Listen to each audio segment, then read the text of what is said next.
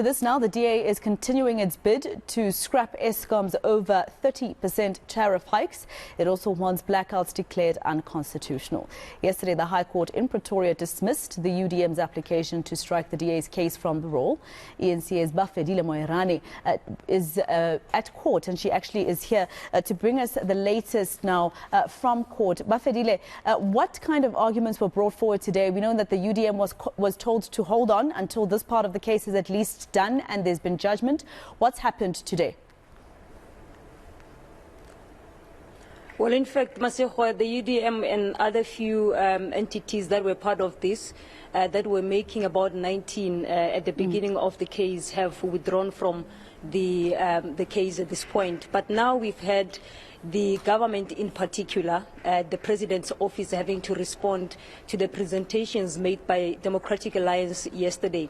So Advocate Moerane was part of the legal representatives for government and also for the President. He has read out an affidavit from the President having to cite what actually government has done in the past few years to ensure that they are bringing stability at Eskom.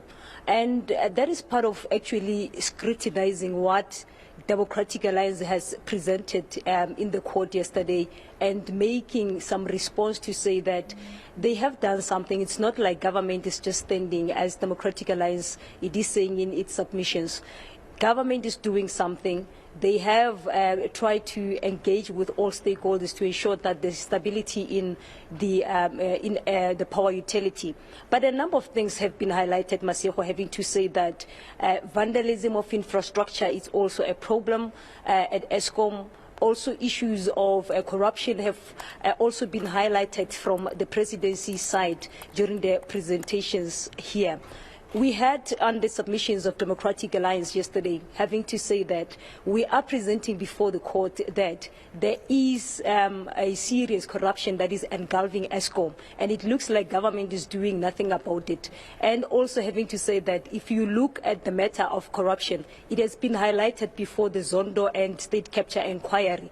What is it that government has done? We have also seen the President Cyril Ramaphosa having to come before the commission to present his story before the commission, but it looks like nothing has been done. So let us listen to what Advocate Moerane, who was actually reading out the affidavit from the President and also by government, what did he say before the court earlier on?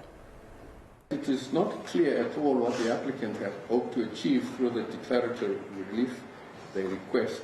Many steps have been taken by the government and by the President in particular to address the energy crisis. It can hardly be disputed that they are aware of the scale of the problem and needs to act quickly and comprehensively to resolve it. Lady, I skip and go to paragraph 46,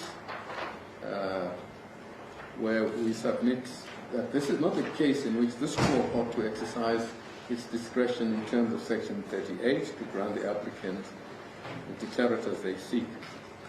These declarators, as we've already submitted, are sought in the abstract and are vague. Applicants do not argue that anything is unclear about the rights they seek to have clarified, nor do they argue that this court's declaration of rights will benefit them in any tangible manner. They do not in reality seek any practical relief associated with the declarators. And Bafedile, just very quickly, if you've seen the court documents, does the DA also have NERSA as a respondent? Because before Eskom, implements tariff hikes, they ask for permission from NERSA, and NERSA is what gives them the permission to actually up the cost. Well, Masego, we're expecting NERSA to come before the court tomorrow. The first part of the court proceedings, which was from yesterday to today, was actually focusing on the first case of Democratic Alliance having to say that they want this court to declare load shedding unconstitutional. Now, tomorrow, they will basically be focusing on the tariff hikes, which is over 30% in the next 2 years. And they're saying that it's really unreasonable that South Africans have to suffer the ramifications which were done by corruption, the alleged corruption at ESCOM, and government is failing to take any action. So the Democratic Alliance is basically going to present its matters before the court tomorrow morning, and then we will hear the response from NESA. At this point, they've not yet come before the court to present. So that particular aspect is going to resume tomorrow morning. That's going to be interesting. Bafedile Moerane, thank you. Let's leave it there for now. Live for us inside the High Court in Pretoria.